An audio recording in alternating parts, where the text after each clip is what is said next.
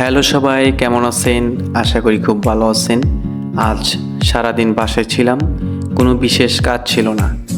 তাই বিকেলের দিকে হঠাৎ মনে হলো একটু প্রকৃতির মাঝে গিয়ে সময় কাটাই।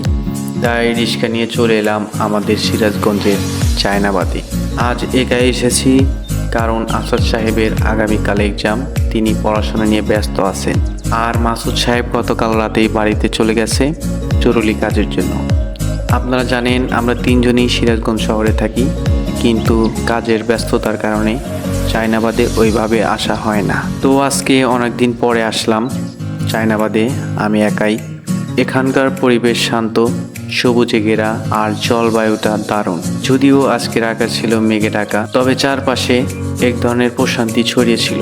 চায়নাবাদে এসে কিছুক্ষণ চুপচাপ বসে সময় কাটালাম, চারপাশের দৃশ্য উপভোগ করলাম। সব মিলিয়ে মনটা বেশ ভালো হয়ে গেল। একটু পর হাঁটতে শুরু করলাম, দেখলাম নদীর ধারে অনেক মানুষ বসে গল্প করছে, কেউ কেউ ছবি তুলছে। আমি ক্যামেরা নিয়ে হাঁটছিলাম বলে অনেকেই তাকিয়েছিল, মনে হয় ভাবছিল আমি ব্লগার। সত্যি বলতে আমি ব্লগিং এর প্র্যাকটিস করছি এবং নিজের ভিডিও স্ক্রিপ্ট তৈরি করার চেষ্টা করছি। নদীর কাছে গিয়ে দেখলাম কিছু নৌকা চলছে, দৃশ্যটা অসাধারণ ছিল। নদীর ঢেউয়ের শব্দ, হালকা বাতাস আর প্রকৃতির সৌন্দর্য সবকিছুই একত্রে মনটা জুড়িয়ে দিল। চারপাশে অনেক দর্শনার্থী ছিল, তবুও আমি একা বসে বেশ শান্তি পেয়েছি। একা সময় কাটানোর মাঝেও এক ধরনের পরিপূর্ণতা ছিল আজকের এই বিকেলে। শেষ বিকেলে আবার রিক্সা নিয়ে বাসায় ফেরার পথে মনটা হালকা লাগছিল। দিনটা সত্যি সুন্দর কেটেছে। অবশ্য বন্ধুরা সঙ্গে থাকলে হয়তো আরো একটু আনন্দ হতো। এই ব্লগটা কেমন লাগলো জানাতে ভুলবেন না। ইনশাল্লাহ পরবর্তী ব্লগে আবার দেখা হবে। আমার ক্যামেরার রেজুলেশন খুব একটা ভালো না, তাই ভিডিও কোয়ালিটি হয়তো পারফেক্ট